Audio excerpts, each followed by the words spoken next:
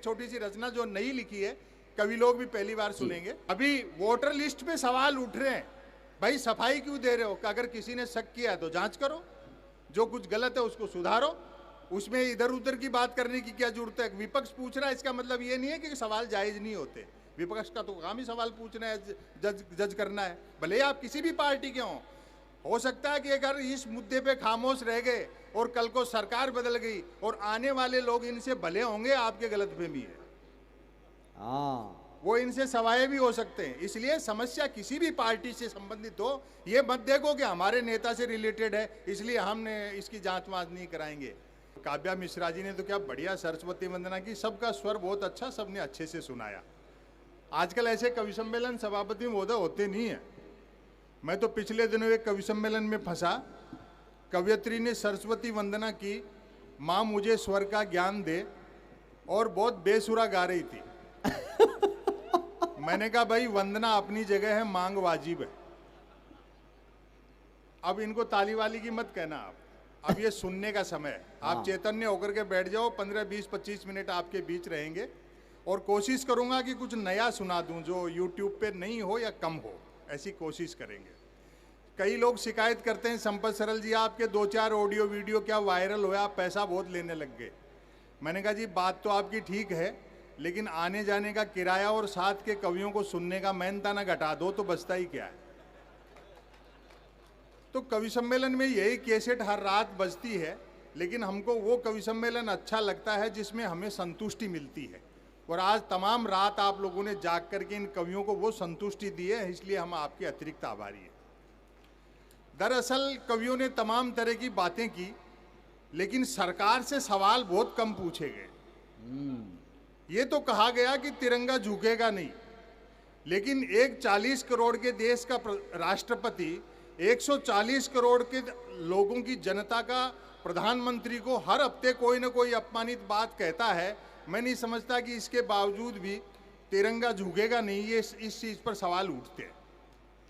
कल ही उन्होंने एक कानून बनाया है कि करीब $1 लाख वीज़ा लगेगा, जो 88 लाख के आसपास बैठता है। और अभी मैं समाचार देख रहा था, जो भारतीय छुट्टियों पर आए हुए हैं उनको 21 तारीख की रात 12 बजे तक अमेरिका पहुंचना है। अब वो कैसे पहुंच पाएंगे, नहीं पहुंचेंगे तो 88 लाख रुपया उनको देना पड़ेगा।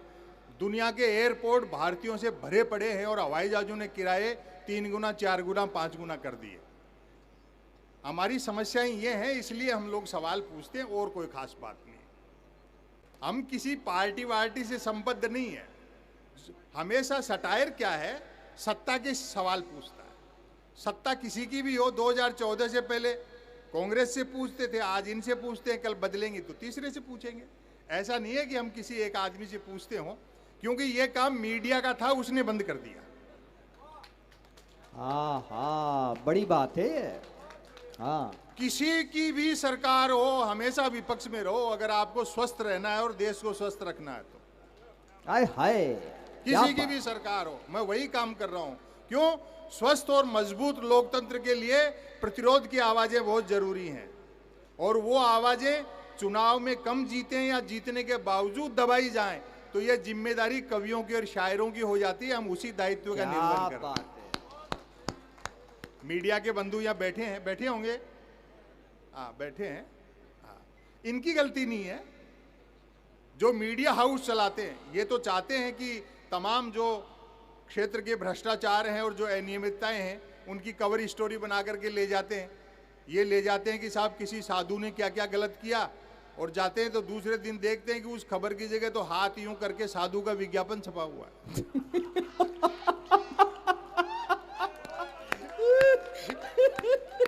भाई जिंदाबाद। तो ये बेचारे क्या करेंगे? वो समय याद करो आप, धर्म युग, साप्ताहिक हिंदुस्तान, दिनमान, सारिका, रविवार, कितना साहित्य आता था। अखबारों में एक अलग से साहित्य का पन्ना आता था। अब तो क्रिकेट, धर्म, करप्शन, सिनेमा, इसके अलावा कहीं लिटरेचर नहीं है। क्योंकि साहित्य चेतना पैदा करता है, और चेतना जब पैदा हो गई तो आप पूछ लोगे कि भैया मेरा वोट का क्या हुआ, उसका हिसाब दे। तो कभी नहीं चाहते हैं ये लोग। इसलिए यहाँ जो मीडिया के लोग बैठे हैं उनसे माफ़ी चाहते हुए, वो मीडिया हाउस चलाते हैं जो धंधा और दलाली करते हैं, उनके लिए निवेदन कर दूं, अखबार अब 3 चीज़ों के लिए पढ़े जा रहे हैं। ये बढ़िया है। अखबार 3 चीजों के लिए पढ़े जा रहे हैं, बिजली कटौती, उठावना और राशिफल। और रोज नए निकलते हैं। एक दिन तक अखबार के दफ्तर से 2 लोग आ गए, बोले संपत सरल जी नया अखबार लॉन्च कर रहे हैं, आप भी ग्राहक बन जाओ। क्योंकि अखबारों का कोई पाठक तो बनता नहीं, ग्राहक ही बनते। 1 रुपए में 16 पेज। और जो मैंने जवाब दिया, आप मजा लेना, 1 रुपए में 16 पेज। मैंने कहा भैया रुपया चाहे 1 की जगह 2 ले जाए, लेकिन 16 पेज खाली ले जाया कर। फिर मैंने रिसर्च की कि इतने अखबार बिकते कैसे। तो अचानक एक दिन एक अखबार के दफ्तर से फोन आया, बोलो संपत सरल जी आज आपका नाम हमारे अखबार में छपा। मैं बड़ा खुश हुआ, जी आपका अखबार कहाँ मिलता है? बोलो हमारा अखबार कोई होकर नहीं बांटता, जिस किसी का नाम छप जाता है दिन भर वही खरीद खरीद कर बांटता है। जिस मीडिया को जनता के लिए मोमबत्ती होना था, वो सत्ता के लिए अगरबत्ती हो गई। आय हाय क्या बात है, वाह। एक आदमी कदम ताल करता है तो मीडिया उसको मार्च पास्ट बताता है। प्राइम टाइम पे बहस देखते हो टेलीविजन की, ये मीडिया का चरित्र हर युग में ऐसा रहा है, आजादी के पहले भी ऐसा ही था। आपने गलत उम्मीद लगा ली। उस समय भी मुख्य धारा का मीडिया यही सब कर रहा था। जो नियतकालीन अखबार निकलते थे, जो अपने खर्चे पे स्वतंत्रता सेनानी निकालते थे, त्रैमासिक, पाक्षिक, अनियतकालीन, साप्ताहिक, हाथ से निकले हुए 2-2 पन्ने के पंपलेट, उन्होंने परिवर्तन किया। और 47 के पहले टेलीविजन होता तो मेरा दावा है देश आज तक आजाद नहीं होता। आहा। वो प्राइम टाइम पे बहस देखते हो, जैसे किसी जमाने में अवध के नवाब मुर्गे लड़ाते थे। 4 जन बहस ही आते, एक मुद्दे का समर्थक, दूसरा मुद्दे का विरोधी, तीसरा बुद्धिजीवी दोनों को हड़काने वाला, और चौथा एंकर तीनों को भड़काने वाला। और बात अच्छी लगे तो मोहब्बत दे, चौथा एंकर, तीसरा एंकर तीनों को भड़काने वाला, चौथा एंकर तीनों को भड़काने वाला। बहस होनी होती है गरीबी की रेखा पर, और करते रहते रेखा की गरीबी पर। हाय हाय। मैं जब यहाँ करीब 25 नहीं ज्यादा साल हो गए, 30 साल पहले आया, उस समय कविताएं लिखता था और राजस्थानी में लिखता था। लेकिन मैं 2005 के बाद में मैंने कविताएं लिखना बंद कर दिया। लिखता हूँ लेकिन मंच पे नहीं सुनाता, याद ही नहीं रहती। मैं प्रोज सुनाता हूँ, जिसको हिंदी में गद्य कहते हैं, उर्दू में नसर कहते हैं। ये कला शुरू की थी बड़े व्यंगकार शरद जोशी जी ने, जिनका जीप पर सवार इल्लियां कभी आपने पाठ्यक्रम में पढ़ा होगा। फिर उस काम को आगे बढ़ाया केपी सक्सेना जी ने, और भी लोगों ने कोशिश की, लेकिन मुझे थोड़ी सी सफलता मिल गई। मैं 2-3 लघु कथा सुना के, और मैं वो गद्य का एक लेख आपको सुनाता हूँ। स्वागत स्वागत। Breaking news. जज साहब, आत्मनिर्भर नामक राज्य में डिजिटल क्रांति भले ही होने को थी, पर न्यूज क्रांति हो चुकी थी। न्यूज चैनल खबरें तलाशते नहीं, गढ़ते थे, और देते नहीं, फैलाते थे। ब्रेकिंग न्यूज की तो मारामारी रहती थी। अब एक एक पंक्ति का मजा लेना, मैं ताली बजाने के लिए नहीं कह रहा हूं, आपने खूब रात भर तालियां बजाई, आनंद लिया। लघु कथा यहां से शुरू होती है। एक दिन जूं ही राजा नहाकर स्नान घर से निकला, त्यों ही एक न्यूज चैनल ने ब्रेकिंग न्यूज दागी, राजा नहाया। दे दो मोहब्बत, तेरा मन बन जाएगा मेरा। आहा क्या बात। क्यों ही एक न्यूज चैनल ने ब्रेकिंग न्यूज दागी, राजा नहाया। दूसरे न्यूज चैनल ने खुशी जाहिर की, राजा आज भी नहाया। तीसरे न्यूज चैनल ने अटकलें लगाई, राजा क्यों नहाया।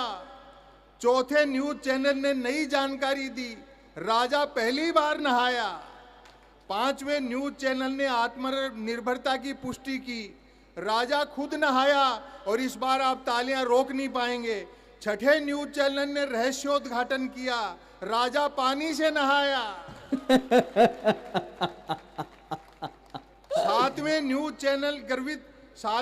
चैनल ने ब्रेकिंग न्यूज में गर्मी भरी, राजा गर्म पानी से नहाया। आठवां न्यूज चैनल गर्वित हुआ, राजा चुल्लू भर पानी से नहाया। 9वें न्यूज चैनल ने स्थिति और साफ की, राजा साफ पानी से नहाया। 10वें न्यूज चैनल ने गुप्त जानकारी दी, राजा अकेला नहाया।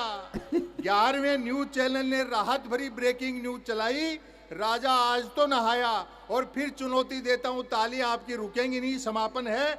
बाहरवें न्यूज चैनल ने तो सब पर पानी फेर दिया, राजा गीले पानी से नहाया। बहुत अच्छे। हमारे बड़े कवि पद्म भूषण स्वर्गीय गोपाल दास नीरज एक बात कहते थे कि कवियों का, शायरों का दायित्व बनता है कि अपना समय, श्रम, धन और सब करके, रात खराब करके आदमी आता है, वो कवि सम्मेलन से जब लौटे तो उसकी भाषा का स्तर ऊंचा होना चाहिए। आहा आहा। और वैसे लोगों ने किताबें पढ़ना कम कर दिया, तो कवियों की, शायरों की जिम्मेदारी है हम ऐसी भाषा इस्तेमाल करें जो कुछ सीख करके जाएं लोग बाग उस भाषा में, भले ही वो तत्सम नहीं हो, तद्भव नहीं हो, लोक हो, देश हो उसमें, लेकिन कुछ सीख करके जाएं। एक रचना मैं आपको सुनाता हूं, इधर उधर की बात करने से बजाय है, अच्छा है हम रचना सुनाएं। आज एक नई रचना सुनाऊंगा, भले ही 5 लोग रह जाएं तो भी, लेकिन उससे पहले एक पुरानी रचना सुन जी। अभी तरक्की ये नहीं है कि कितने पुल बने, कितने फ्लाईओवर बने, कितने एक्सप्रेस वे बने, कितने हवाई जहाज चला दिए। ये तो समय के हिसाब से सुविधाएं हैं। जब टेक्नोलॉजी नहीं थी, नल नील ने तो तब भी पुल बना दिया था। तरक्की, विकास ये है कि समाज में भय, लालच, ईर्ष्या, अहंकार, झूठ और बेईमानी कितने घटे। आय हाय, क्या बात है, वाह। अभी वोटर लिस्ट पे सवाल उठ रहे हैं, भाई सफाई क्यों दे रहे हो? अगर किसी ने शक किया है तो जांच करो, जो कुछ गलत है उसको सुधारो, उसमें इधर उधर की बात करने की क्या जरूरत है? विपक्ष पूछ रहा है, इसका मतलब ये नहीं है कि सवाल जायज नहीं होते। विपक्ष का तो काम ही सवाल पूछना है, जज करना है, भले ही आप किसी भी पार्टी के हों। हो सकता है कि अगर इस मुद्दे पे खामोश रह गए और कल को सरकार बदल गई और आने वाले लोग इनसे भले होंगे, आपके गलतफहमी है, वो इनसे सवाए भी हो सकते हैं। इसलिए समस्या किसी भी पार्टी से संबंधित हो, ये मत देखो कि हमारे नेता से रिलेटेड है इसलिए हमने इसकी जांच वांच नहीं कराएंगे। एक जूनियर कर्मचारी ने, आप कह रहे हो गड़बड़ नहीं हो सकती, फॉर्मेट देखो आप भ्रष्टाचार के। एक जूनियर कर्मचारी ने झूठा फैमिली अलाउंस उठाने के लिए रिकॉर्ड में 3 बच्चे लिखवा दिए, तो उसके सीनियर ने उसको डांटा, बोलो नालायक, देश को आजाद हुए 80 साल हो गए, मौके का फायदा उठा, क्या 3 बच्चे लिखवा दिए? कम से कम 5 तो लिखवाता, 7 तो मैंने लिखवा रखे।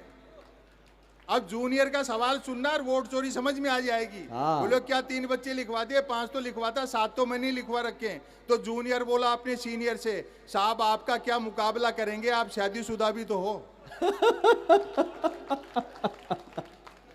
और आप कह रहे हो चोरी नहीं हो सकती है?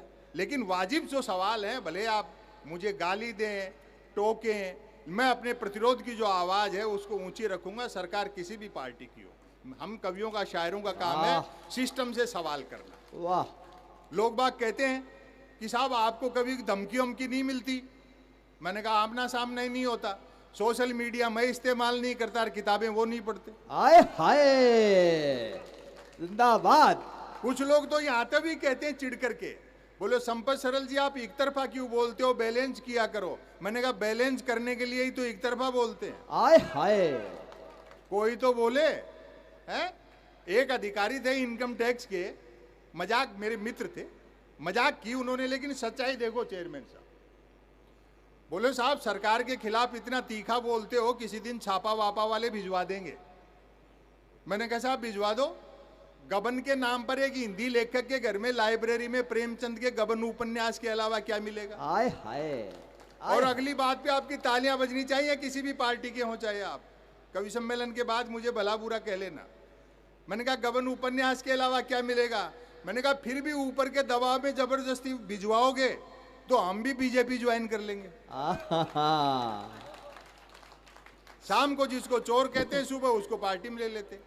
तो ये सवाल तो पार्टी के लोगों को आपने हाईकमान से पूछना चाहिए। बोले हमने जिंदगी में दरिया बिछाई है और एक आदमी ऊपर से टपक के आ गया जिसको कल तक चोर कह रहे थे। अब एक रचना मैं आपको सुना।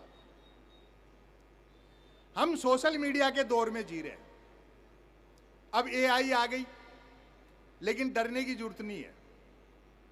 हिंदुस्तानी आदमी रास्ते निकाल लेता है। वे भी क्या दिन थे। बड़ी उम्र के लोग बैठे हैं जिन्होंने अपना रात और समय लगा करके यहाँ समय बिताया है, उनको समर्पित है। वे भी क्या दिन थे, पहली पंक्ति से पकड़ना।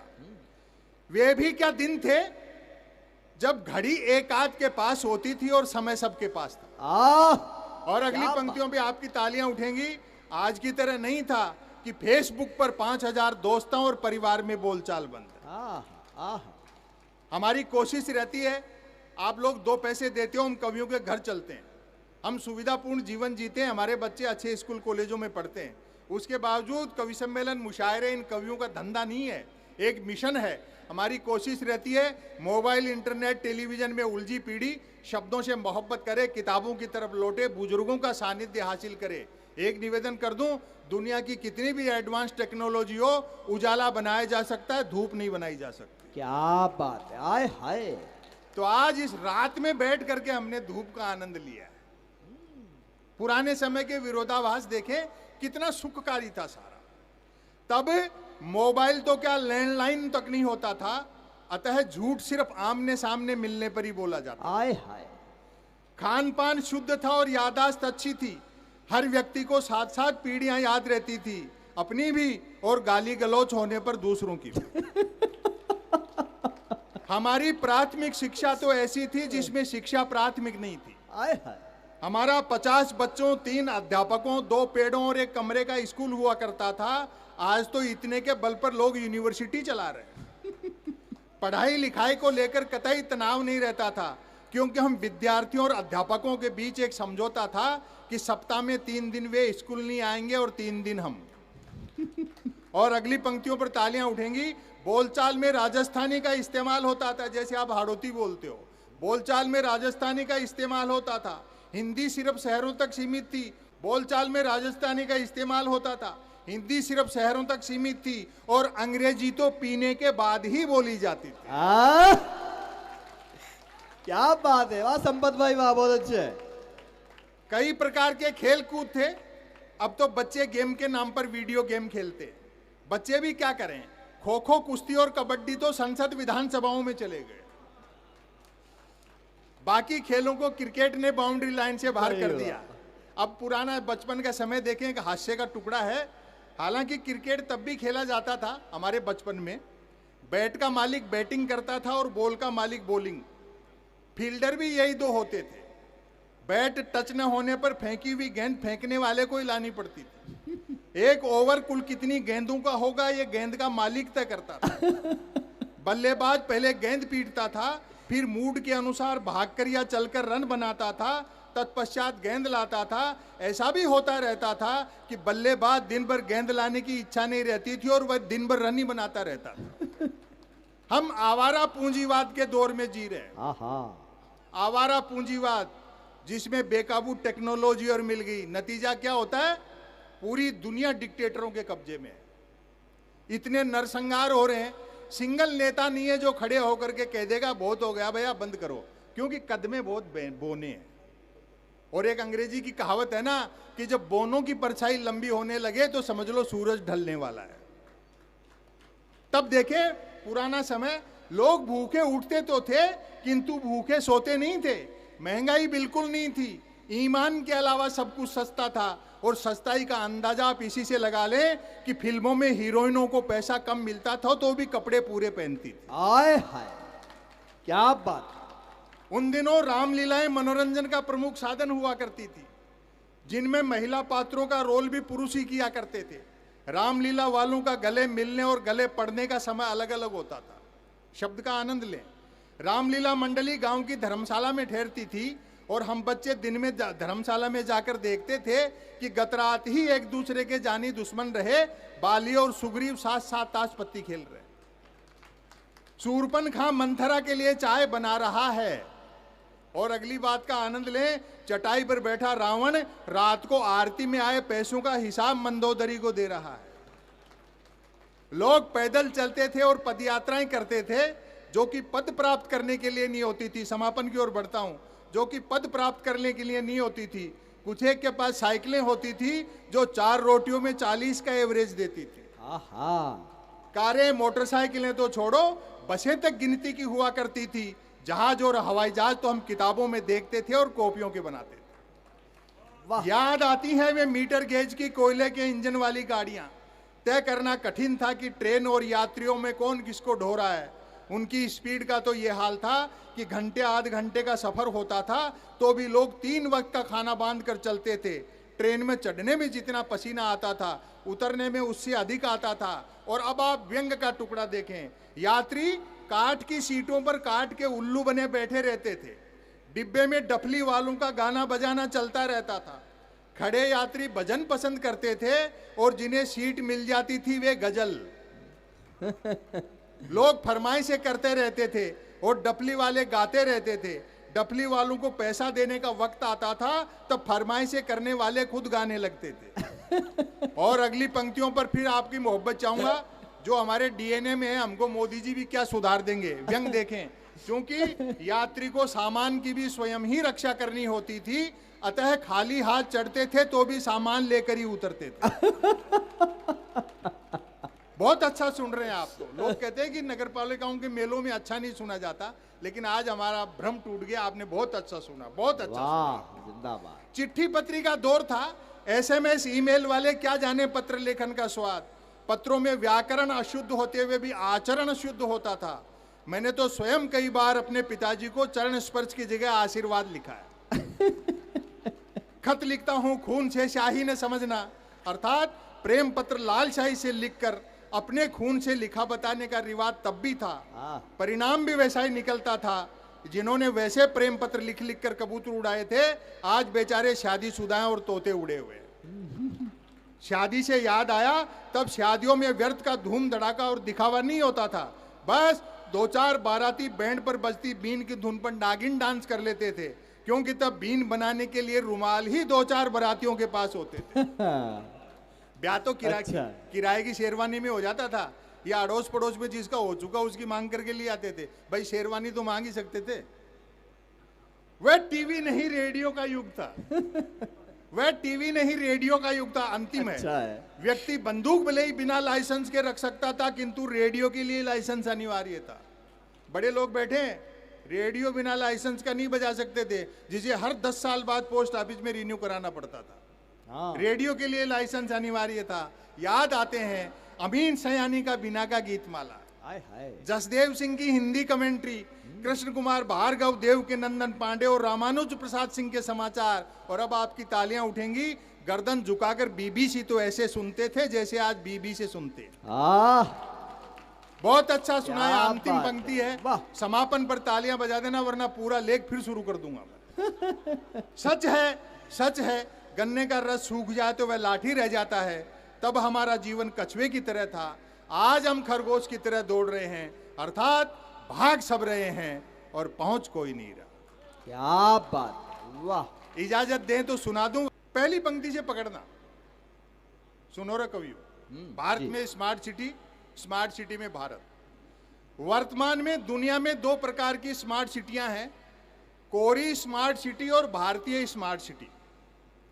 दोनों में फर्क यह होता है कि भारतीय स्मार्ट सिटी वाले ड्राइव करते समय मुड़ने के लिए इंडिकेटर के साथ हाथ भी देते हैं, और जरूरी नहीं कि दोनों देने के बावजूद मुड़े भी, या उधर ही मुड़े। इसलिए भारत बचेगा, घबराओ मत। भारतीय स्मार्ट सिटी में एआई के दबदबे के बावजूद जुगाड़ का महत्व पहले की तरह बना हुआ है, यानी माचिस की तीलियां आग जलाने के साथ ही काम खुजाने के काम भी आती है। हर हाथ में स्मार्टफोन और हर समय कॉलिंग, चैटिंग, गेमिंग। एक मेरा अभियान है, मैं आपसे निवेदन कर दूं, कहीं भी पब्लिक प्लेस पर अपने मोबाइल फोन का इस्तेमाल बिना एयर प्लग लगाए मत किया करें। दूसरों को बहुत डिस्टर्बेंस होता है। मैं ट्रेन में मैंने सफर करना बंद कर दिया, लोग मानते नहीं है, झगड़ा हो जाता है। अगर आपने 30,000 का मोबाइल खरीद रखा है तो 500 रुपए का, 1000 रुपए का वो भी लिया हो। और कई तो स्पीकर चला करके पत्नी से बात करते हैं तो उस भाभी जी की और सुननी पड़ती है। ये ठीक है। हर हाथ में स्मार्टफोन और हर समय कॉलिंग, चैटिंग, गेमिंग, मानो भारतीय स्मार्ट सिटी वाले डिजिटल आ गए हों। डिजिटल आ गए। बच्चे का जन्मते ही रो देना उसका स्वस्थ होना नहीं माना जाता, बल्कि समझा जाता है कि वह स्मार्टफोन के लिए रो रहा है। अब अगली पंक्ति पर आप तालियां बजाना, मैंने बहुत दर्द के साथ लिखी है, हालांकि ये कोई बहुत बड़ी बात नहीं है, लेकिन मेरा मर्म है इसमें। भारतीय स्मार्ट सिटी में बाजारों पर चीन का कब्जा है और दिमागों पर अमेरिका का। आए हाय, वाह क्या बात है। जहां तक भारतीय स्मार्ट सिटी में शिक्षा दीक्षा का सवाल है, लोगों में पढ़ने पढ़ाने का जोश देखते ही बनता है। जब तक पास होते रहे, पढ़ने जाते रहे, जो ही फेल हुए खुद स्कूल खोल लिया। अच्छा, वर्चुअल दुनिया में खोए युवा तो लैंग्वेज का तभी इस्तेमाल करते हैं जब बॉडी लैंग्वेज काम नहीं दे रही हो। बोलचाल में अंग्रेजी पर भारी जोर रहता है। किसी भारतीय स्मार्ट सिटी वाले से उसके मोबाइल नंबर पूछो तो वह आधे नंबर अंग्रेजी में बताता है, जैसे 9414024365। भारतीय स्मार्ट सिटी में पढ़ाई लिखाई लेन देन तो ऑनलाइन होते ही हैं। लोग अपने घर भी जीपीएस के सहारे पहुंच पाते हैं। घर में एंट्री के समय हर उस पति को आईडी दिखानी पड़ती है जो समय से पहुंचता है या बिना पिए पहुंचता है।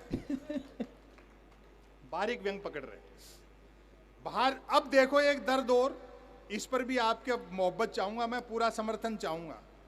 भारतीय स्मार्ट सिटी में जगहों, रास्तों, बिल्डिंगों के नाम बदले जाने पर भारी जोर रहता है। चेयरमैन साहब सुनो, नाम बदले जाने पर भारी जोर रहता है ताकि भारतीय स्मार्ट सिटी शुद्ध भारतीय स्मार्ट सिटी बनाई जा सके।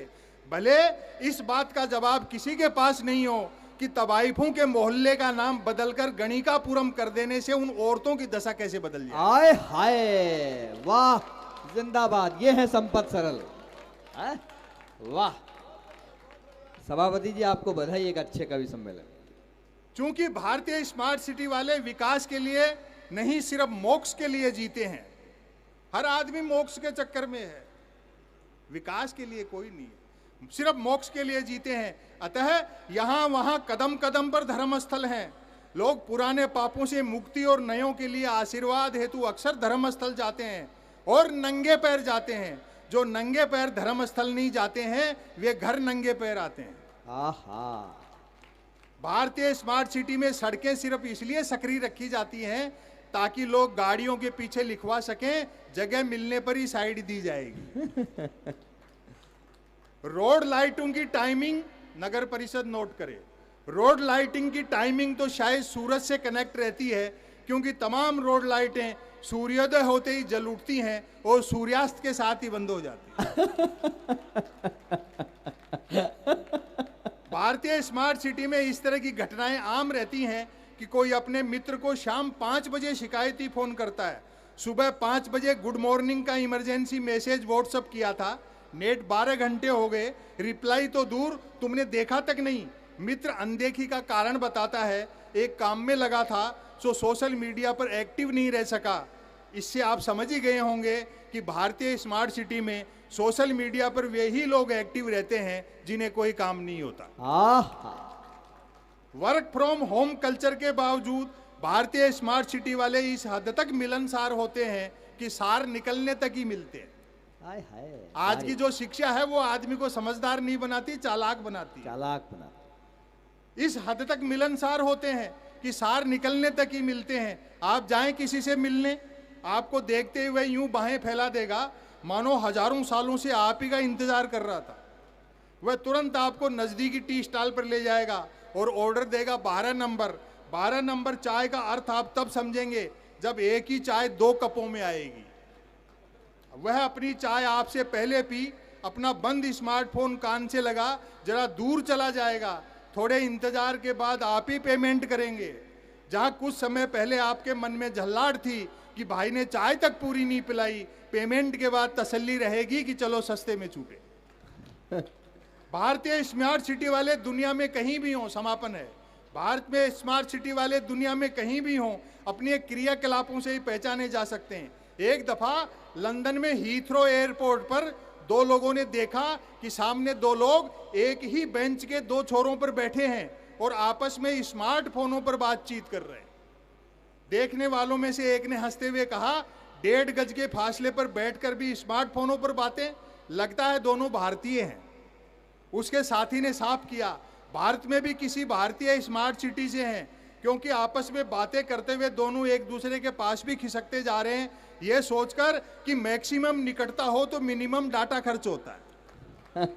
और आखिरी बात, पूरी मोहब्बत दी आपने, समापन की तालियों से विदा करना। सुनते हैं कि भारत सरकार अपनी बनाई हर भारतीय स्मार्ट सिटी को यूनिक भारतीय स्मार्ट सिटी बनाने के लिए वहां के मृतकों का अंतिम संस्कार उनके रजिस्टर्ड मोबाइल नंबर वाले स्मार्टफोन और आधार कार्ड के साथ करना कंपलसरी करने जा रही है। तालियों से विदा करना कंपलसरी करने जा रही है, ताकि यमराज ओटीपी द्वारा कंफर्म कर सके कि उसके दूध किसी और को तो नहीं उठा लाए।